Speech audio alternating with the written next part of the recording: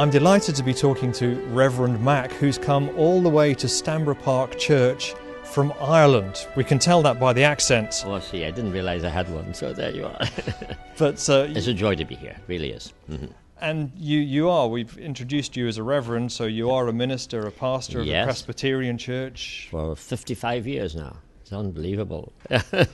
So the question is, you're here for a flower display. Yeah. You're actually doing the main display up at the back of the platform. I wouldn't call it the main display. It's just one of many. But the concept here was to create this wonderful cross with hydrangea heads, and then somehow or other interpret the idea of the cross towering over the wrecks of time. That was the theme I got. So the wrecks of time concept, we've done it with this willow, which we've stripped down. To suspend it, of course, in a glass vase is extremely difficult because we have got to get it almost cling to there. And so we've done that. We managed to do that well enough. And then the willow we've spread red, purple and black. I don't know why I thought of those as symbolic of the wrecks of time, but that's the idea behind it. So it's as simple as that. You're making it sound very simple. It's complicated. It's complicated because the area was large. We weren't allowed to pin anything to the wall, and that would be understandable. But how to get a huge arrangement there without flowers? It's most important not to have any flowers at all. So there are no flowers except for the hydrangea, which have been dried. And then in the tubes, which are filled with water, to make sure they don't topple over is the most important thing. We are sinking fresh hydrangea, not the whole way down, just to let them float, as it were, and then we put something in the water, I'm not quite sure what yet, to make it look as if it had bubbles. Hopefully it will all move. That's what we hope anyway. And if you look through those glass vases filled with water, they capture the colour of the wall together with the pipes, and they give almost the impression of being blown glass, and yet they're just plastic. Now, the fascinating thing to me is that you're describing this. Yeah.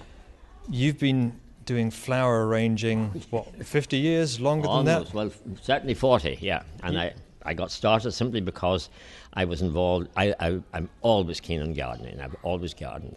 And a group of ladies were doing their examination for flower arranging, and they used the church hall, and every night I watched these ladies do the same thing night after night after night, exactly the same thing, and one of them took ill at the last moment. So they said, we need somebody else. Now, you don't have to worry, just stand up at the end and talk. And suddenly I discovered I was a demonstrator. I didn't quite know what I was demonstrating, and that's how I got involved. And as a result, I can't believe that I think I've visited every country in the world and raised over $1 million for children's charities. So that's worthwhile, surely. And you say that very modestly because you've actually been awarded an MBE because of the amount of money you've raised for charity. Yes. Well, organisations raise the money. I just got my name stuck to it. That's, I think, yes. Yes, I think so. The other thing you've done, because growing up and pastoring in Northern Ireland, it was not a peaceful time, and you were in the midst of what's known as the Troubles. Right. You've got another award because of your small participation in the peace process. Yeah, well, we tried to work on the peace line and get homes for children from both communities, and we discovered we couldn't create a home because it could have been taken over, destroyed. People were afraid to go. And so in conjunction with a national organisation, I raised money throughout Europe and within an association known the International Association for Religious Freedom. And out of the blue, their highest award is the Albert Schweitzer Award. And at Oxford, it was announced that I'd got the award, so I rang my wife and told her, they've given me this award. She said, what, could they not get anybody else? So it is a great honour, and I'm not taken away from it, but I was very pleased indeed. But not simply in Northern Ireland. We did work at that time behind the Iron Curtain in Romania, which at that period was run by Ceausescu. And we have a number of churches in Transylvania, so I was there as well. I do my parish work as well, So I understand, although you have recently retired. I don't know why when you're so young.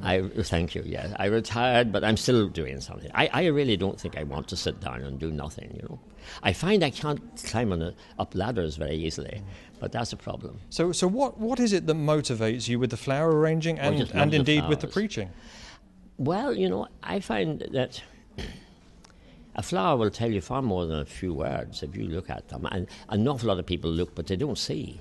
And the idea is to try and captivate what these people see in the flower and the interpretation of a hymn. And each piece is quite remarkable.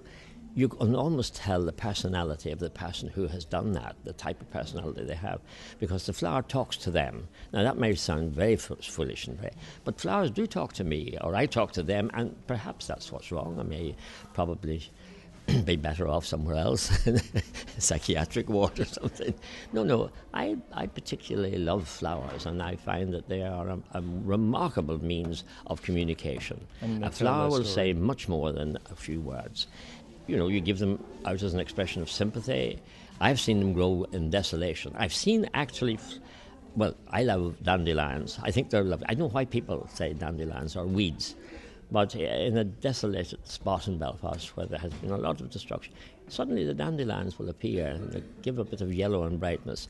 To me, that's a message which can't be expressed any other way. So the message this weekend is a flower festival here in the Stanborough Park Church. In place of hymns. In place of hymns, yeah. And Ode to Joy. Ode to Joy, that's correct. Why would you come to that? You're world famous. You travel the world. Why do you come to this particular one? I'm a great friend of members of this congregation, particularly the organizer. And when she said she was doing it, I said, I'll come over for a day if I can be of any use. And so last night she pointed me that wall and said, that's what you have to do. And we've only had a few hours to prepare it. And I only hope it will work. It will, I think. I just love it. And it doesn't give me any worry. I saw immediately what I wanted to do there. And I have a friend also from Northern Ireland who came to help me. And she has she can do the things that I no longer can do. I have to accept an awful lot that I can't do.